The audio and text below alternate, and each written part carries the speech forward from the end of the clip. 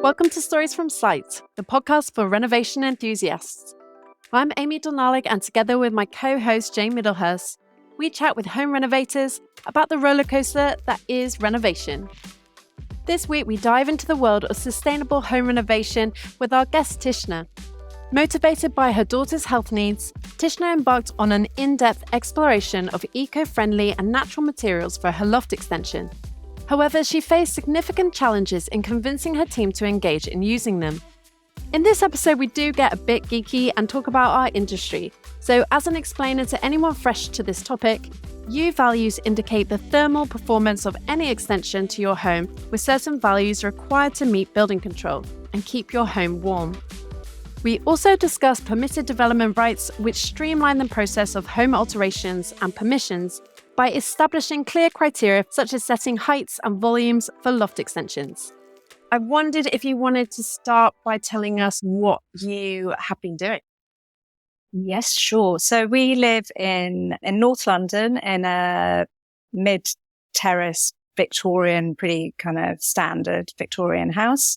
And we are kind of hopefully towards the end of doing a L-shaped dormer loft conversion, just to create more space because we're working from home much more. And so we're currently using our spare bedroom as my office and the back of our living room as another office for my partner. And yeah, it's just made life a bit more difficult as our daughter's at school. We can't have our friends over and all this kind of thing. So we're trying to reconfigure the house and move upstairs basically to work. And you spoke about maybe wanting to do a side extension. Do you want to talk a little bit about that? Yes. So my dream has always been to have a nice big kitchen. And I think, particularly during lockdown, we were spending so much more time at home. And, I've felt myself becoming more and more domesticated and just spending too much time in the kitchen, basically. So my original plan was to go into the side return, have a lovely big space. And my partner, he said, I think we should go up into the loft. It just didn't feel very exciting. Didn't feel like, you come into the house, there's this big, wow, there's a great kitchen, whatever. So, but I read something somewhere and it, thank goodness I did. It said, just what is the problem that you're trying to solve? And the problem was really not being able to use half of our downstairs while my partner, not his fault, but when he's working at home, our daughter can't have her friends round. And we did just get stuck in the kitchen or upstairs in bedrooms. So I just thought, we just need to move him out, basically, or up. So we're both going to move up. So that's good. But actually, in hindsight, and now that, the loft is nearly done, it looks fantastic. It will be fantastic. There have been a few trials and tribulations along the way. But yes, so that's why we decided it's a lot cheaper as well.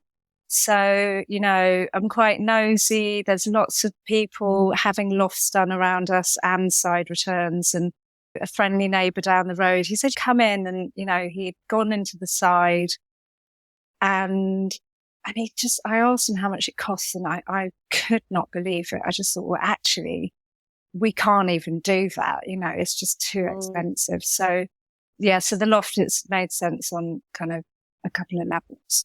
A non-architectural question. In your loft, are you both having your separate office spaces, or is it one space where you're both going to be? Well, Anthony would love us to have our separate spaces because apparently I'm really loud and I'm on the phone a lot for work. And he's just head down, but no, we are sharing a room. And then we've created a spare room at the back. So we had a look at other people's, and the houses are basically the same footprint, all the way down our road. Had a look at a couple on our street. And most people have gone for quite a big shower room, but actually we just really minimized ours. We just thought, it's not the main bathroom. That space doesn't need to be big. And yes, we're really, really happy actually with how it's turning out. That's a lot of extra space, isn't it? It's a lot. Yeah. When we sit and think about it, we think actually it's quite ridiculous. It's a 5-bedroom house now. the space is kind of transformed, and the kitchen will do it another time. I don't think we'll extend it, but we can do something else. And how did you go about making the loft extension? Did you go to a loft company, or what was the process around that? So I asked around. There's a nice family a few doors down. I actually asked to go and have a look at their side return extension. And then when I was chatting to her and explaining what we were doing, she said, come and have a look at our loft. And there was a company who, they just had their boards everywhere. They did very many loft conversions in the area. And I got about 4 quotes, all from design builders. And they kind of, the quality of the workmanship seemed really good. There were a few, somebody did say, you're not going to use that company, are you? Because my friends had a nightmare. And I thought, actually on balance, they seemed really good. Really, really easy to get on with, So we went with them. Our daughter, this is where the sticking point came actually with everybody I spoke to. Was, so our daughter has eczema, she's got food allergies, and there were certain materials that I was really actually worried, honestly about using, especially in terms of insulation. And nobody knew anything about using alternative insulation. Nobody installed it, used sheep's wool, hemp, or anything like that. And I'd done quite a lot of research. I thought, consciously we're making a decision to put these things into the building. And I don't really want to. So the builder said, don't worry, it will be fine kind of thing. And I thought, okay, but I needed a requote and it never came. And then just various questions just weren't getting answered. And I was getting more and more stressed. And it was actually before any building work had started. And then the scaffolding was due to go up. And my partner and I, we had a big sit down and I said, listen, I am so stressed already. And they haven't even started, and we are due to pay thousands of pounds as soon as the scaffolding goes up. We might lose a couple of grand, but we'd use their sort of in-house architect who just, I'd expected working with an architect, it's going to be a bit of toing and froing and conversations like, we're going to use this insulation. And he just said, oh, I don't deal with that. That's just something that you talk to the builder about later, or building control. So, I hadn't understood that part of the process or how that would work. And anyway, we ended up firing them. I just said, you don't reply to any of my emails. I've got all these unanswered questions. We just can't move forward. And then I'm so glad we did. We both are so glad we did because they basically went out of business. They went into liquidation. One of them, they were having issues between the two directors. So we actually feel really lucky. And then I did manage to get our money back by threatening to take them to small claims court. So that was a massive relief. And then the builder that we have at the moment, he isn't so personable, but I've realized all builders just want to go in, do the job, get out. They're not actually, I thought they would be more creative and interested in being more creative and doing things differently, and just doesn't seem, it's basically about their bottom line and do it as quickly as possible.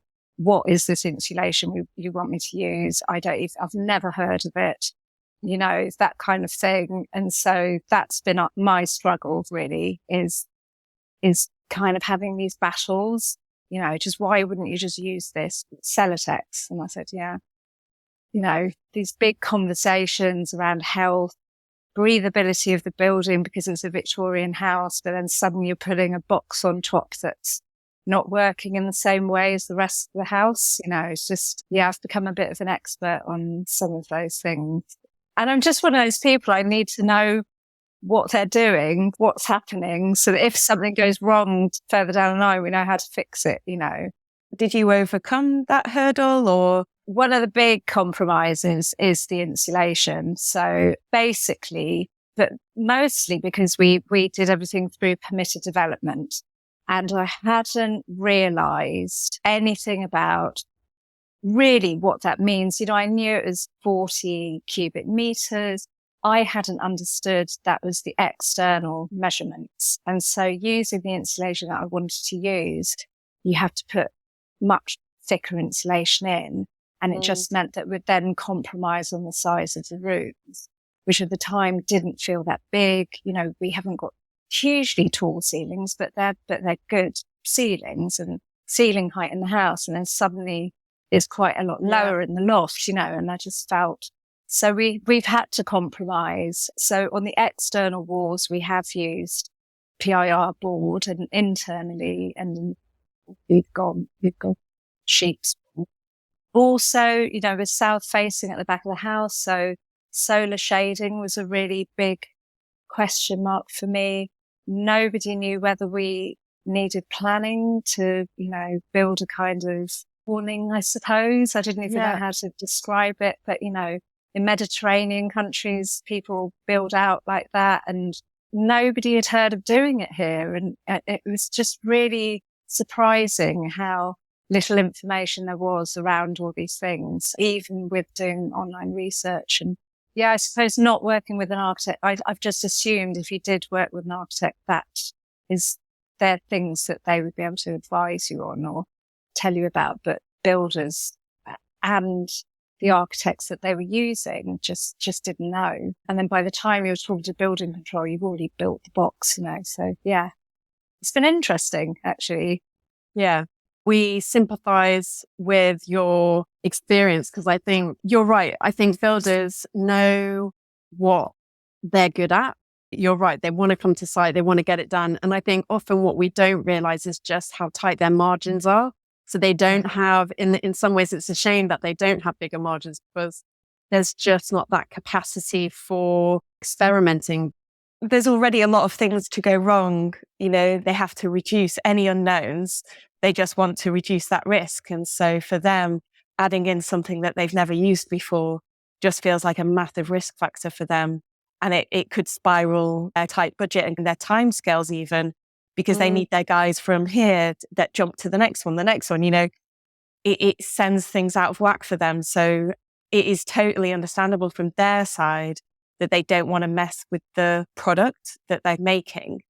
But it's quite shocking from a user perspective that the product maybe isn't even what general society says we should be looking to try and achieve now. Yeah. That's not caught up. So, and it's surprising that they also are not aware or don't have that visibility on the different materials available.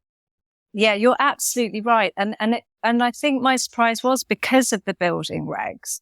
You know, they're constantly changing, and it's all about insulating your house and, you know, people's health. And then when you actually come down to it doesn't actually work like that, you know. So just, you know, I became this ridiculously kind of up to speed on thermal value, you know, values, U values, all of this, because we'd put sheep's wool insulation in between the joists in the floor.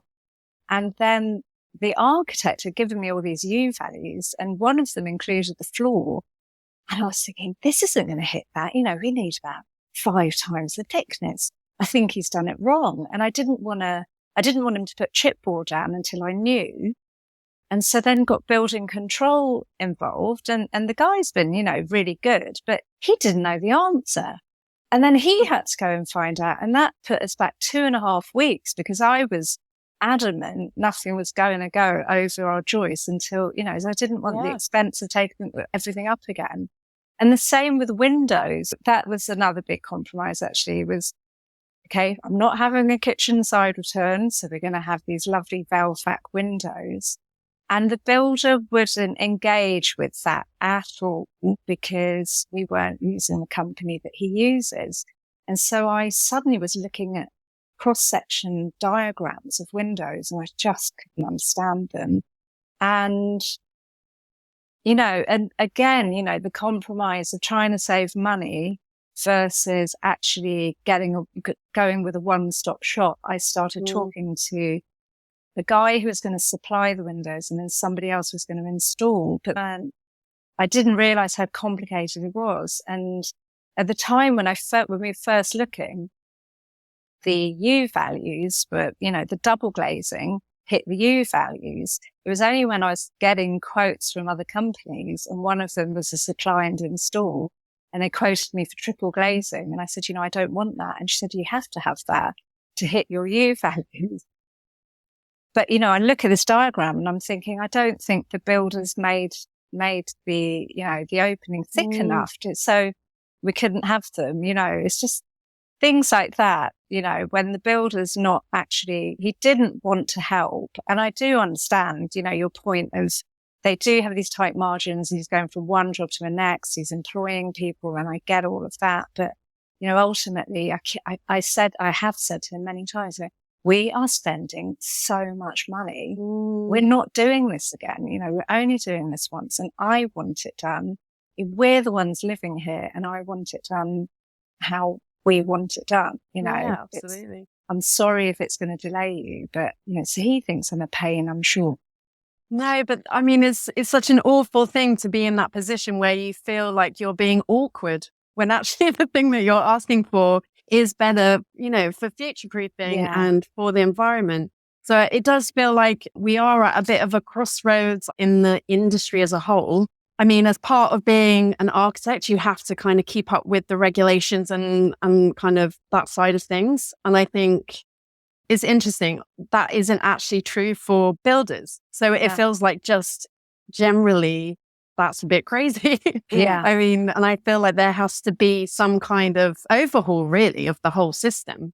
In different countries, like in Australia, for example, you have to be on a register and there are certain standards you have to meet to be a contractor. And I think there are contractors out there that are amazing and do, have really up-to-date standards and do their research. And how can you tell the contractor that's done all that work? And how can you tell the contractor who runs a great business, and I'm not saying there's anything wrong with working really hard to provide a service, but it just isn't upkeeping with the changes that we need to make our buildings sustainable and future-proof. And I think that's just a real shame. I think there are contractors out there, but we couldn't afford them, probably. Yeah, but I just was so surprised because, like I said before, there are so many houses around here having conversions done. And I just thought, crikey, that must mean none of them are doing anything slightly. It's not even different what we're doing. It just makes total sense, to me at least. And I think my surprise was that even if it's difficult for this builder or any other builder now, that they wouldn't just want to go, oh, that's actually quite interesting. That you can, that you're using that, I might suggest that, further down the line, but it's not coming across like that. And I don't think that's what he's going to be doing, No, but it's such a problem. I think that's what's frustrating and also just really sad is, like you say, that there's extensions rolling out across the country and they're all not as good as they could be. But it's tied into the permitted development rules as well, isn't it? Because the permitted development heights of extensions, volumes of loft were all done on, the assumption that the walls and the roofs are a certain thickness. And so that also needs to be taken into account, because obviously if you add that extra insulation depth and you push yourself outside of permitted development rights, then of course then people aren't going to do it. So that's another thing. And I find that a lot with rear extensions that, you have to be 3 meters, you're easily 3 meters tall. So if you're doing that extra roof insulation, it's really a barrier to adding that in because of the extra ceiling height you're going to lose. Yeah. And I hadn't realized any of that until afterwards. And I wouldn't have gone through permitted development. I was just really shocked that the way it's all calculated, I couldn't quite understand the reasoning behind it. I just think it's so amazing that you took that deep dive and that you learn all of this stuff. That just shows massive commitment on your behalf. And that must have been so frustrating to have all that knowledge then and not be able to push it through. I knew, and I think anyone doing any kind of building work knows there's going to be compromise. I mean, I think it was 2 or 3 days in, the builder kept ringing me at work. I really need to talk to you. I really need to talk to you. And I was thinking, oh my goodness, something terrible has happened. And then I said, I don't know when I'm going to be home. And got to do the school run. And he said, okay, can I just speak to you on the phone? I said, it was like giving him a therapy session. He said, I feel like I'm saying no to absolutely everything you're asking me to do. And I don't like letting people down. And, all of this kind of, we had this big chat, and I said, don't worry. There's some things I will compromise on. If we can't have this on the external walls, just don't worry about it. But it's a shame that we had to compromise, actually. And also, surprising there were no government initiatives to encourage people actually to use particular materials. So it's been a good learning curve for me. Very boring for my partner. He's just like, just get on with it. There are architects out there that do bespoke design, and there are contractors out there that do bespoke design. And really, I guess that's what we're talking about is, saying, they never even asked me anything. Like having an architect that sits down, they exist. They'll sit down with you. They'll say, so what do you want to achieve? Oh, you want it to be sustainable. Oh, you care about the materials. Let's do some research into this. We'll use this. It's a very bespoke service and it exists, but it's that next level up. And now material prices have gone up. People just can't afford to go that level up in their consultants' fees. I guess it's understanding that there are architects that just do the drawings that you need to get through building control and get through planning, but it's no frills. It's just like, that's it. Yeah. And again, with the contractors, there are contractors out there, like you said, that they're excited by the challenge. They work quite often with these bespoke architects. And they're like, oh, so what are we going to build this time? Oh, it's going to have this extra detail, or it's going to be this thing. And they are excited by the process, and they can get their head around each job being bespoke and different. And that's their business. So I guess as a homeowner, it's just, you're coming into this new world. And I guess you didn't realize at the beginning that there was even those options, I'm assuming. Do you know what? I think my naivety was that I thought, both of the builders, the one that we fired and our current builder, the current builder recommended an architecture firm. They draw up your plans. They say, we'll do 2 or 3 designs and then structural drawings. But I'd never examined architectural drawings before. So you're just looking at some shapes, really. I wasn't looking into the detail. And now I would know, that's not quite right there. Where they'd ended a room was just where we were having a chimney breast removed. And the builder said, but you're not going to finish there. You're going to finish way out. They haven't factored that in. And so I wasn't reading those properly, but also I was very naive thinking, well, if they're going to do 2 or 3 drawings, in between the drawings, we're going to have some big conversation about what's not quite working, or, what if we used this or did this, and shifted this around. And that didn't really happen. They changed a few doors for me. They didn't even give me internal dimensions of the vinyl room sizes. So, but it's been an interesting learning curve. I'd say ultimately, what we're going to end up with, we're going to be very happy with.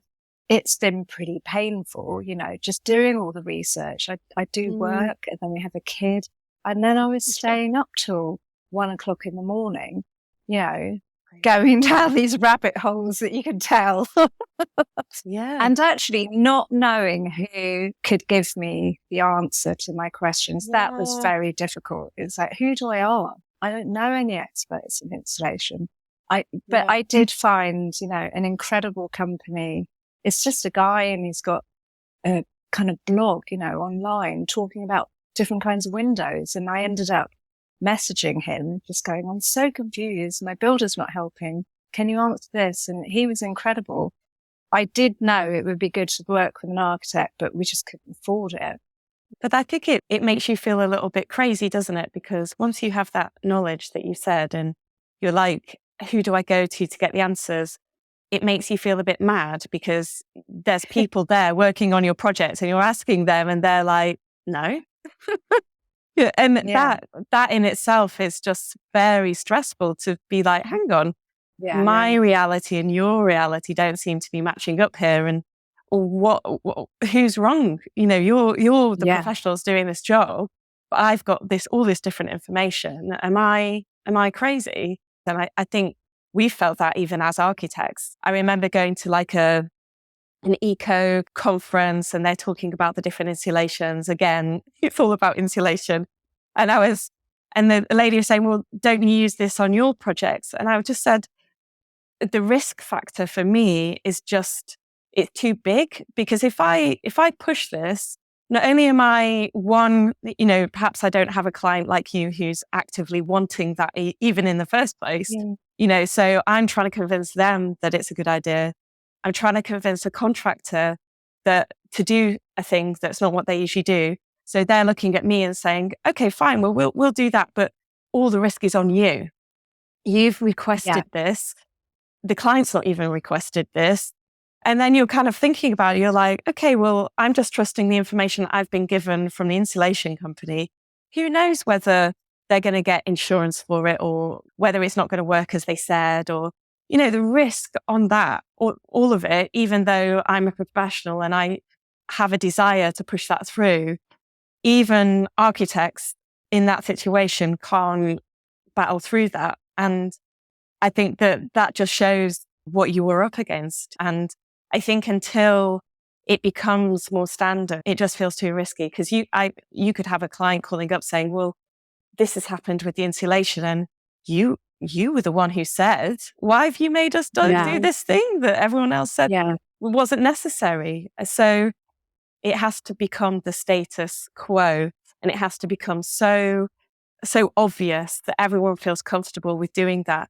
And that's a whole industry approach. That's building control. That's insurance companies who get a little bit nervous about unusual materials, and it's contractors and it's clients. So to be fair, it's possible though, isn't it? Because if you look at solar panels, I feel like there was a time when actually that felt kind of like, oh, that's probably expensive and a bit kind of, we're not going to go for it, even though we want to. Yeah. And I think now that doesn't seem so big. Do you know what I mean? So, I mean, there must be some positiveness somewhere, but I think like change can happen. And I think, to be honest, coming from the consumer, from you, the homeowner, I think that's so great, because I think, like Jane's saying, actually, if it's the architect and the homeowner saying to the builder, look, this needs to happen, then you kind of need, it's like power in numbers. Backup. Yeah. Yeah. They're interesting. There were, I did come across websites, and the materials are very readily available. They just had longer lead times. But it wasn't that you had to import, they came from Ireland, the insulation, but it was super easy to order it and all of that. So, so in that regard, I think it was pretty straightforward. But it's interesting what you were saying earlier, Jane, about the permitted development. It's the restrictions, and why is that size? Why is it about that size in particular? What is it about that? Why can't that just extend a little bit further so that people can then, use these materials? I mean, I would say it's been a great learning curve, but when we do another, then I'm forearmed and forewarned kind of thing. If we had more money, maybe it would have been easier, but even then I'm not convinced it would have been that much easier. The builder's always saying to me, well, why would you want to do that? I mean, that is his default. Why would you want to do that? And I've ended up saying, that's just what I want, that's just what we're doing. Do you know what? I think we need to send this episode to some government think tank or something. I think we should try to get some change. So by the time that you do come round, like, we'll try and change things. Great. When we've saved up some money. What's the situation now? Are you wrapping up? As I'm talking to you, there's a very nice guy upstairs who's laying our cork floor planks. Oh, lovely. That's quite exciting. Our shower room, I painted it all, and then the plumber has done all the fittings. So, we're really, really nearly there. We're nearly at the finish line.